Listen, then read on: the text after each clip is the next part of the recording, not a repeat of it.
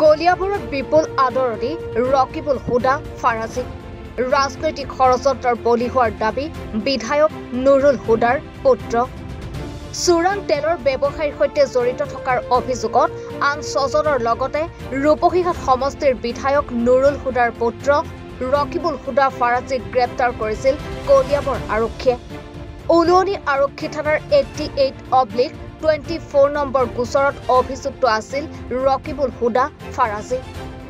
12 দিনৰ ন্যায়িক জিম্মাৰ পাছত গুৱাহাটী উচ্চ ন্যায়ালয়ৰ নিৰ্দেশ মৰ্মে মুকলি আকাশৰ তললৈ আহে ৰকিবুল হুদা ফাৰাজী কলিয়াবৰ জিলা আমচুৰ নেতা বিধায়কৰ পুত্ৰ ৰকিবুল হুদা আজি কলিয়াবৰত উপস্থিত হোৱাৰ লগে লগে বিপুলভাৱে আদৰণি জনাই বৰঘুলি আমচুৱে বিধায়ক নুৰুল হুদাৰ ৰাজনৈতিক কেৰিয়াৰত কালিমা সানিবলৈকে তেওঁক তেল চুৰি কেছত সাঙুৰা বুলি মন্তব্য কৰে ৰকিবুল হুদা ফাৰাজী যোৱা 4 তাৰিখে সংবাদ মাধ্যমত যেতিয়া গম পালোঁ যে কিবা এটা চক্ৰৰ লগত মোৰ নামটো সাঙুৰ খোৱাইছে কথাটো দেখি মই আচৰিত হৈ গ'লোঁ যে মোৰ নামটো কিয় সাঙুৰ খোৱা হৈছে আৰু লগে লগে মই খবৰ ল'লোঁ যে উলনি থানাৰ অচিয়ে এখন গোচৰ ৰুজু কৰিছে মই কথাটো গম পাই লগে লগে মই উলনি থানাত উপস্থিত হৈ মই গোটেই কথা বতৰাখিনি যি আছিল মই ক'লোঁ কিন্তু পৰৱৰ্তী সময়ত গম পালোঁ যে এইটো সম্পূৰ্ণৰূপে এক গভীৰ ষড়যন্ত্ৰ আছিলে মোক জনমানসত সেৱা প্ৰতিপন্ন কৰিবৰ কাৰণে আৰু তাতছে ডাঙৰ কথা হ'ল যিহেতু মোৰ পিতৃ এজন বিধায়ক তেওঁৰ ছবি ৰাইজৰ আগত বেয়া কৰিবৰ কাৰণে এটা চক্ৰ উঠি পৰি লাগিছিলে কিন্তু মই যেহেতু কোনো দুখ কৰা নাছিলোঁ মই কোনো চক্ৰৰ সৈতে জড়িতও নহয় এই বিষয়ে মই একো নাজানো গতিকে মই নিজে আগফালৰ পৰা যুঁজ দিবৰ কাৰণে মই নিজে আহি থানাত উপস্থিত হৈছিলোঁ কিন্তু পৰৱৰ্তী সময়ত যেতিয়া গম পালোঁ যে কিছু মানুহ ইয়াত মানে এই ষড়যন্ত্ৰটোত মানে তেওঁলোকে গোটেই বস্তুখিনি প্লেনিং কৰিছে ক'ত কেনেকৈ কি কৰিছে গোটেইখিনি খবৰ মই পাইছোঁ সময় আহি আছে উচিত সময়ত গোটেই কথা বতৰাখিনি ৰাইজৰ আগত মই দাঙি ধৰিম তথ্য সহকাৰে মই সকলো সাংবাদিক বন্ধুক মাতি পেলাই গোটেই কথাখিনি মই ৰাজহুৱা কৰিম কলিয়াবৰ আৰক্ষীয়ে আপোনাক আটক কৰিছিলে কলিয়াবৰ আৰক্ষীয়ে আটক মানে কি চাওক মইতো স্বইচ্ছা থানাত উপস্থিত হৈছিলোঁ ন আপুনি আগদিনাখন পলাইছে বুলি পেলাই মোক এটা খবৰ আহিছিলে নাই এইটো এটা কথা চাওক ইয়াত এটা কথা আপোনালোকে জানে যিহেতু মই সংগঠন কৰোঁ প্ৰতিটো থানাৰ অফিচাৰৰ তাত মোৰ কণ্টেক্ট নাম্বাৰ আছে সকলোৰ লগত যোগাযোগ তেওঁলোকে মোক ব্যক্তিগত কৰিব লাগিছিলে বা নটিছ এখন তেওঁলোকে মোক প্ৰেৰণ কৰিব লাগিছিলে যে মোৰ নাম কিবা এটা অপৰাধজনিত কাৰণতে হওক বা যি কাৰণতে হওক মোৰ নামটো সাঙুৰ খাইছে সেয়া নকৰি মই থাকোঁ ৰূপহী মোৰ বাসগৃহত পুলিচ গৈছে গুৱাহাটী MLA হোষ্টেলত ইয়াত ৰহস্যটো যে কিবা এটা যে মই মানে এইটো উমান পাইছোঁ যে এইটো মোক টাৰ্গেট কৰিছে একমাত্ৰ মোৰ পিতৃক ৰাজনৈতিকভাৱে দমন কৰিবৰ কাৰণে নহ'লে মইতো ৰূপহীতে আছিলোঁ মই ৰূপহীহাটতে আছিলোঁ ন মই কিবা কাম মই প্ৰত্যেক দিনা মই ৰূপহীহাটত থাকোঁ সকলো মানুহে জানে যিসকল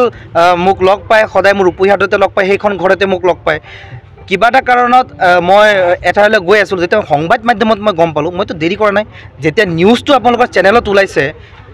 নিউজটো ওলোৱা আৰু মই থানাত উপস্থিত হোৱা ব্যৱধাননো কিমান সময় আছিলে মই থানাত গৈ পেলাই যেতিয়া থানাত উপস্থিত হৈছিলোঁ তেতিয়া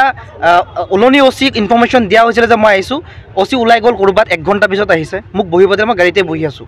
আৰু 1 ঘণ্টা গ'ল প্ৰায় 2 ঘণ্টাৰ অন্তত মোৰ থানাৰ ভিতৰলৈ মাতা হ'ল যদি মই অপৰাধ কৰিছিলোঁ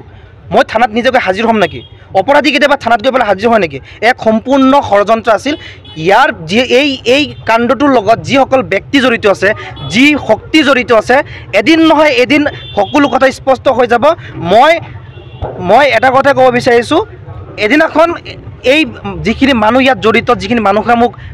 এই কেছটোত ফচাইছে ওপৰৱালাই এদিন নহয় এদিন তেওঁলোকৰ বিচাৰ কৰিব যিহেতু আপুনি অলপ আগত কৈছে যে তেওঁ প্ৰতিপন্ন কৰিবৰ কাৰণে আপোনাক কেনেকুৱা ধৰণৰ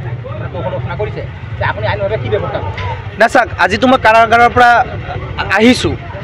12-13টা দিন কাৰাৰুদ্ধ হৈ পেলাই আজি মুকলি আকাশৰ তলত আহিছোঁ ময়ো কিছু আলোচনা কৰিবলগীয়া আছে মই মোৰ উকিলৰ লগত কথা পাতিম সকলো পক্ষৰ লগত কথা পাতিম যে কেনেকৈ আগবাঢ়িলে ভাল হ'ব কিন্তু তথ্য কিছু হ'লেও মোৰ হাতত আছে আপোনাক ৰাজনৈতিক ষড়যন্ত্ৰ কৰিছে সম্পূৰ্ণ ৰাজনৈতিক ষড়যন্ত্ৰ আৰু মূল কথাটো হৈছে মোৰ পিতৃক ৰাজনৈতিকভাৱে মানে দমন কৰা আৰু ৰাইজৰ আগত তেওঁৰ ছবি বেয়া কৰা এইটোৱে আছিলে মূল তেওঁলোকৰ উদ্দেশ্য আৰু আপোনালোকে যদি চাই অচিয়ে যিখন FIR নিজে দিছে মই চাইছোঁ তেওঁলোকে যিটো ক্ৰাইমৰ কথা মিডিয়াত তেওঁলোকে পাব্লিছ কৰিছে মিডিয়াৰ থ্ৰুত সেই ক্ৰাইমটো হৈছে ক'ত আপোনালোকে ক'ব পাৰিব যে তেলৰ লগত যে নামটো মোৰ সংযোগ কৰিছে এই তেলৰ কামটো কোনখিনিত হৈছে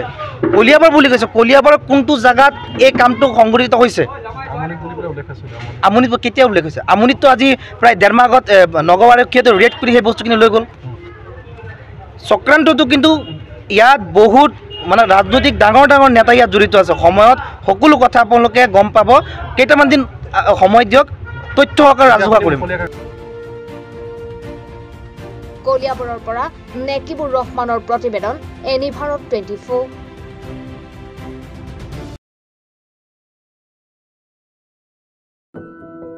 এনি ভাৰত 24ৰ প্ৰথম প্ৰয়াস জুবিন গাৰ্গৰ গীতৰ প্ৰতিযোগিতা জুবিনৰ গানে কি আনে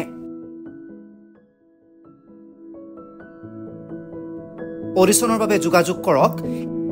8638661821 আৰু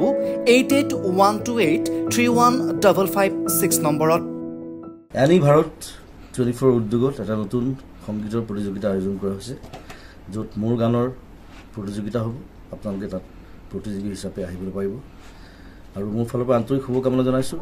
আৰু অনুষ্ঠানটোৰ নাম হৈছে গানে কি আনে সকলোকে মৰম জনাইছোঁ সকলোৱে আহক ইয়াত অংশগ্ৰহণ কৰক থেংক ইউ ভেৰি মাছ